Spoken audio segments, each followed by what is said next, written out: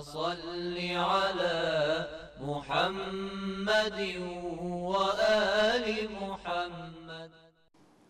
أعوذ بالله من الشيطان اللعين الرجيم.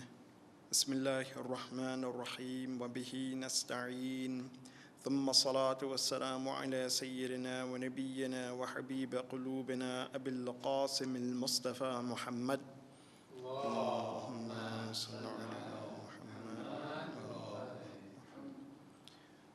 وعلى آله الطيبين الطاهرين المعصومين، لا سيما بقية الله في الأرضين، أرواحنا له فداء.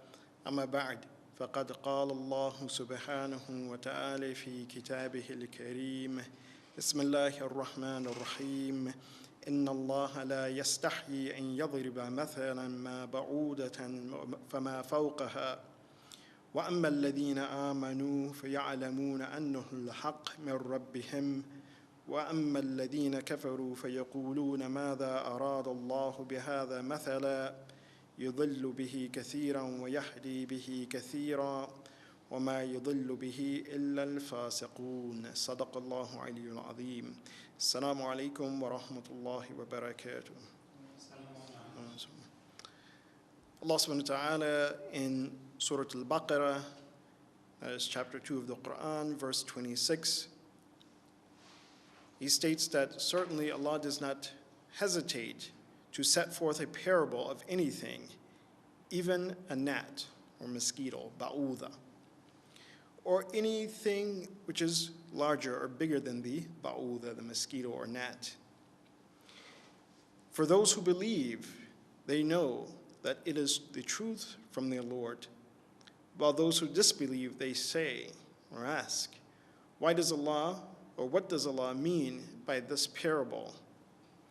Thereby he misguides many and guides many. For only the morally deprived are caused to stray. Allah subhanahu wa ta'ala here, he shows that among mankind, that there are those who are guided, those who are misguided. In fact, mankind is in a liminal state of being, meaning between a state of being one who is guided, someone who is a moral and ethical person, and between those who are immoral or morally deprived. And in this particular parable, Allah subhanahu wa ta'ala shows that, or he alludes to the fact that those who are guided, those who have a sense of morality, that they will be guided by the parables. Those who are deprived of morality, they may be misguided from the parables. And what does it mean to be misguided? First and foremost, Allah subhanahu wa ta'ala, he does not misguide anyone, or he does not deceive anyone. But rather, as he states elsewhere in the Quran, Inna hadaynahu sabil, imma shakiran wa imma kafura. That Allah subhanahu wa ta'ala, he lays out the path for mankind. He sets forth truth. He sets forth parables that perhaps one will take heed of these parables. That individual will be thankful. That individual will be grateful for those parables. And by being grateful, meaning that that individual learns the lessons from the parable. Or the person will be kafura, rejecting, disbelieving in the parables. If an individual, as we stated before in the previous parables, one uses his intellect, one is thankful of Allah subhanahu wa ta'ala, one reflects and ponders upon the parables, reflect and ponders upon the guidance from Allah subhanahu wa ta'ala, that individual will be guided. But the one who does not reflect, the one who rejects the guidance, that person will be misguided. And so that we can understand this idea, this concept of immorality, or one who is morally deprived, because if we fall into that state, we will not understand the intent and the meaning behind the parables. We will close ourselves off from guidance. Imam Ali alayhi salatu wasalam, he stated that there are four phases or four aspects of misguidance, or rather immorality, fisq. The first is one who is harsh or has no sympathy. The second is one who, he says, is blind. One who does not think, one who does not reflect, one who does not go forth to use his or her intellect. The third phase or aspect of fisq or immorality, or that which leads to immorality, is being neglectful. And the fourth is being arrogant and unruly. He states there, أربع الشعوب. He says, فَمَنْ جَفَى احْتَقَرَ الْحَقِّ. So that individual who has no sympathy, who has a harsh manner about him or herself, says that individual actually belittles truth. Even if something was true, because of their harsh nature, that they will belittle it. وَمَقَتَ الْفُقَهَاء. And those who are intellectuals, those who are fuqaha, jurists, those who think, those who endeavor to learn, what they do, they are cynical and they belittle such individuals. وَمَنْ عَمِيَ نَسِيَ الذِّكْرَ. And that individual who is blind, according to Imam Ali, says this individual forgets to remember Allah subhanahu wa ta'ala, forgets to remember the favors that Allah subhanahu wa ta'ala has given to that person, has blessed that person with. وَاتَّبَعَ الظَّنِّ.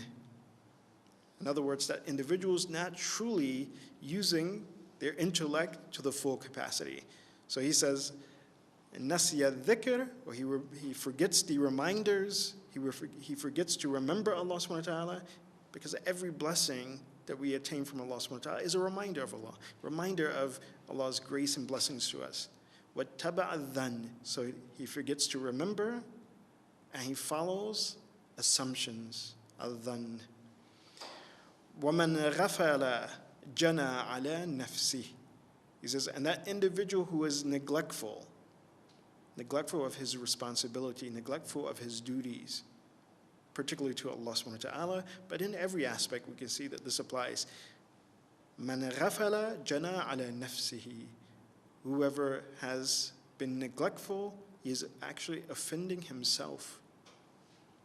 One who neglects his or her responsibility, even in a social gathering or even with regards to one's family, is only harming themselves, offending themselves, because they are failing to be a part of a community, failing to be a part of their own family. Man ghafala, that person neglects his responsibility, harms him or herself ultimately. وَمَنْ عَتَى عَنْ أَمْرِ اللَّهِ شَكَّ. And that individual who is arrogant, particularly with the command of Allah subhanahu wa ta'ala and the signs of Allah subhanahu wa ta'ala, this leads to doubt. وَمَنْ شَكَّ تَعَالَى اللَّهُ عَلَيْهِ. He says, and whoever doubts in Allah subhanahu wa ta'ala, whoever doubts in Allah subhanahu wa ta'ala's guidance, his blessings, then Allah subhanahu wa ta'ala, he says, ta'ala alayhi. Allah subhanahu wa ta'ala is far beyond and exalted from that. In other words, Allah subhanahu wa ta'ala, once that individual is arrogant, unruly, and does not heed the commands of Allah subhanahu wa ta'ala, then Allah subhanahu wa ta'ala becomes distant from that person. Not that Allah subhanahu wa ta'ala has made himself distant, but that individual has distanced himself or herself from Allah subhanahu wa ta'ala.